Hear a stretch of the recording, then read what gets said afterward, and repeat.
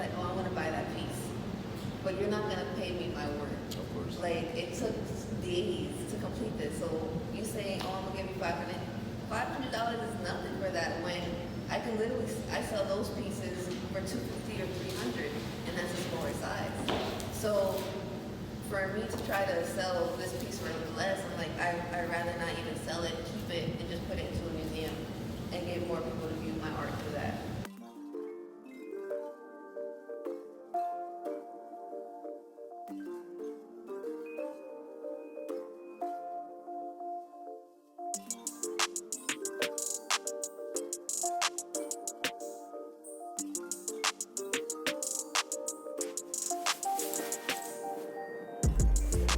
Hi, my name is Shannon Starr, and this is The Life They Present.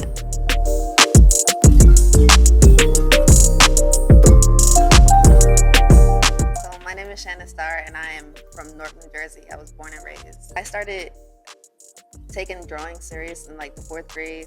From there, I was in art competitions. Then I went to Art High, studied it for 4 years. After that, I was like, nah, I'm not doing it. So in school, I went a whole turnaround for college. So I did criminal justice, communications, because I know that no matter what, I was always going to touch my creative side. So communication is always going to just help me talk. And then I just went back to art with graduation caps. Once graduation caps started, I just started back. I've been doing it my whole life. If it wasn't just painting, is drawing, or I'm into sneakers. So it was always something different. So if it wasn't painting or drawing, it was fashion. So it always fell somewhere. If I'm painting a cartoon character or something, I'm drawing a sneaker on them. So it's not just their regular foot, they got a dunk or a one on them. And then like if I'm painting a character like Betty Boo, she's probably coming out the Hermes store trying to get a Birkin bag. So she got some Bottega heels on. So I always try to put like the fashion on the character. And then she also got some a matte brand. So she got a black owned brand on. So I always try to represent different cultures as well. Are you more drawn towards political pieces or like pieces with artists, situations? So I feel like I don't want to be so serious all the time. So I don't do that as much anymore, but if I have to, of course I'll always do it. But now when it comes to it, it's more fashion based. I'm trying to include the black owned brands, the hair, the sneakers, the black fashion, the culture. So I'm just trying to give our culture out even more. And speaking on that, can you tell me a little bit more about this piece right here? Like how long did it take you? What was your inspirations for that piece? So, like I said earlier, like I don't have patience when it comes to painting. Like once I start a piece, I want to finish it right then and there. So I was like, I bought this canvas and I hadn't done a piece this big when it comes to painting. So I was like, okay, this is something bigger, but let me take my time and commemorate female rappers. So I started day by day. So I was like, I'll do it day by day to give me time to see if I can actually have patience to do this. But then eventually, it was not just painting one person a day. Although on TikTok and Instagram, it seemed like I was just painting that one person a day. It would be maybe 2 or 3. So I started with Lauren Hill. I had to start with her. I don't know why. And then from there, I went to Lil Kim, Missy, and I just kept going back and forth. And then to get the attention of TikTok, I went from old school to new school, so it was constantly back and forth. So after I did Lil Kim and Lauren and Missy, I went to Nicki. After Nicki, it moved right back to Left Eye. Then Megan, to try to captivate not only the older people that are on TikTok, but the young heads too, who may not know Lil Kim or who Lauren Hill is, although they should, but they just don't. Ever since I sprained my thumb, I decided not to draw because it's actually a little bit harder on the hand. So with painting, it's a little bit easier. So just painting in different forms is cool with me. Whether it's a canvas or a bag or a pair of sneakers, it's still painting to me. So I played basketball, softball, and actually was good at them. And I sprained it when catching a ground ball. I was shortstop, and from there it was like it never really healed. So it hurts after a consistent time of painting or something. When I'm just viewing things, if I'm at the hospital or if I'm just looking at a floor, I see faces and different things, or I see like a sculpture or a different image. I just see it wherever I'm going, and from there I was like, what can I create with that? I like art so much and I want to take it somewhere. Ever since like the 3rd grade, I legit wrote an essay saying I want to be an artist when I grow older. So to take a break from it and to come back and to actually see myself going somewhere with it is like, yeah, I gotta keep going and take this further. And you mentioned on the side that like if you had to paint something real quick, you you always go to like political paintings and drawings. Like, what about political situations really get you going?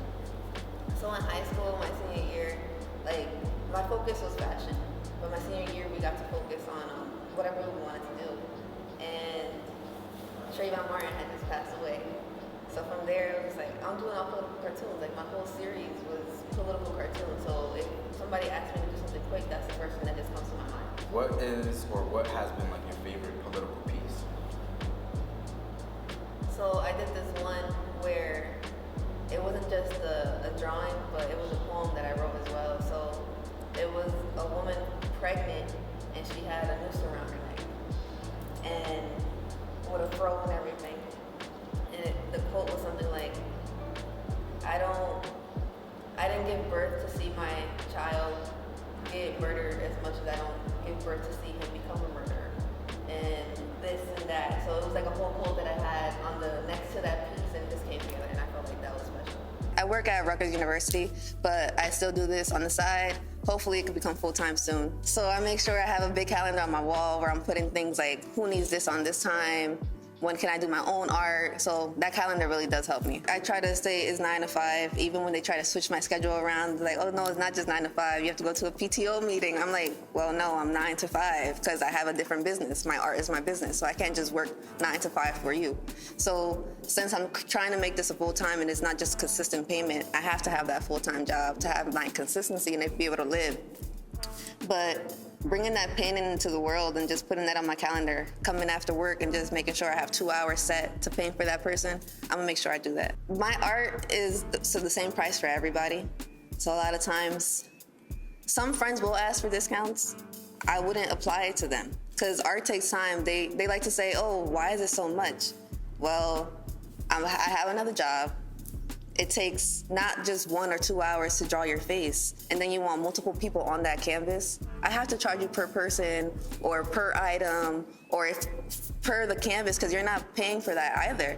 And then if it comes to a Telfar bag or a custom sneaker, am I providing that Air Force for you or are you providing it to me? So it's different price with different fees and different people. So if you're my friend and you really support me, you're gonna pay for my piece. Soon, I do wanna start having more events where I'm teaching people how to paint sneakers together or teaching people how to draw. And if they don't know how to draw, how can you get away from that and actually still make a canvas piece and still sell it? So art is sellable. And I just wanna bring people together. Not only is it, oh, my family passed away or it's my brother's birthday or something, they just want a piece, I could bring you together with just that. I'm starting to get rappers to follow me. They're liking my pictures. So like to get certain members of the Wu-Tang Clan to actually like the picture or Melly's follow me, Nilam is following me. So to get different rappers to start recognizing my art, it's cool because eventually they'll start commissioning me and be like, can you paint this for me? When it comes to like painters and stuff, I don't mind working with any artist. But when it comes to actual like singers and stuff like that, I would love to do pieces for like Chris Brown's Wall or something like that. It comes more to like the famous people rather than the different artists that are alive. You see my image and you say, oh, Shannon Starr created this, and you don't see the same ethic or the work ethic in that piece compared to what I gave to that famous person. It was like, why did they hire me? Because I'm charging you the same price. So no matter what, you're of value, even if you don't have 10,000 people following you. Everything is art. Whether it's a building, you need architecture. You have to draw the lines in order to build it. So everything, no matter what it is, the sneaker on your foot, you have to draw it out before you can actually build it. Everything is art. Keep going. People are gonna always talk you down. Even if it's your parents or something, like they might say, oh, this might not take you too far. You have to get another job. Take that as a push. So when it comes to creation, I'm supporting all minorities. When it comes to painting, if I could include a Black-owned brand dress on them, that's what I did exactly with Betty Boo. So she has Matte brand on. If I could put sneakers on them, I'm putting sneakers on them. I just making sure that our Black culture is in my paintings as well. I love sneakers, so I have to include it kind of. When it comes to painting a cartoon or something, I'm definitely including the sneaker. Like I don't want Donald Duck regular foot. He's gonna have a shoe on him. Sneaker culture, I feel like creates fashion, and that's just the world I'm in. So I always have to implement it.